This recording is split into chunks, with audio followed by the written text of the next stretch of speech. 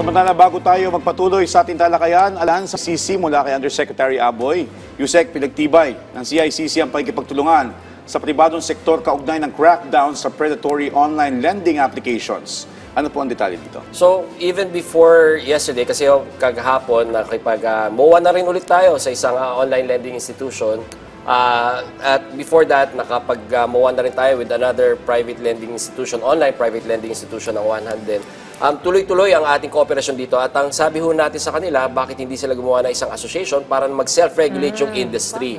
Ang importante dito, sila mismo, sila yung mag-screen ng mga members nila at sila rin ang magsasabi sa atin ano yung mga paglabag do sa mga rules nila at para naman yung government intervention patapos lang yung self-regulation nila. So, ito yung mga napagkasundaan natin. Hopefully, before the year ends, makapagkaroon tayo ng talagang association ng mga online lending institutions na magkakapag-self-regulate sa industriya nila. Ayun, magandang ideya yun, di ba? At least nakikilala nila yung mga kapwa nilang co-lenders and then at the same time, napupulis nila among themselves. So, bago ma-elevate pa sa mga ahensya, among themselves, naayos na kagad nila. Very good idea.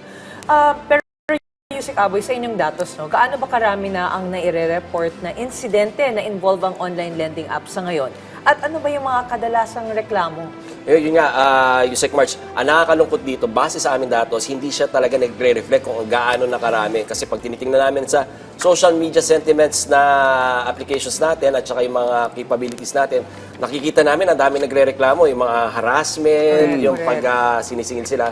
Pero yung mga nagre-reklamo sa atin, yung mga nagsusumbong, konti, iniisip namin baka hindi pa nila alam na pwede silang magsumbong, may pagsusumbungan sila at hindi tama yung mga ganitong practices na kung pahiyain sila sa Facebook, sa mga social media pages nila, kung harasin yung mga kamag-anak nila, akala nila, kasalanan nila dahil nangutang sila. Hindi ho mga kababayan, kailangan nun yung isumbong yan, hindi ho tama na practice yan at andyan ho ang hotline 1326 ng CICC at binuksan na rin namin ang aming mga social media pages para ho magsumbong kayo. Hindi ho dapat natin i-tolerate ito at itong lalong-lalo na karamihan sa gumagawa nito, mga illegal at hindi registered sa SEC.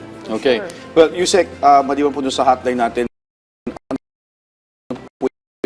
mga hapang na katuwang ng mga ito ng invasion of privacy at harassment. So, yan naman ang maganda ngayon sa bagong pamunuan ng DICT at ng CICC. In-introduce ni Secretary Henry Aguda itong mas pinalakas at mas pinaigting na pakipag-partner up with the private partners natin. No? So, halimbawa tayo, alam natin, Yusek March, yung mga budgetary constraints natin. Correct. Because of this MOA, especially budgetary constraints. May hugot na naman si Yusek March.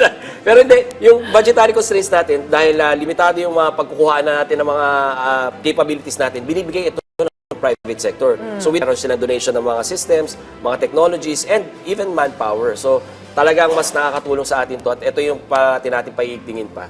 Okay. On that note, maraming salamat po sa mga updates mula sa CICC Undersecretary Aboy Paraiso. Thank you po.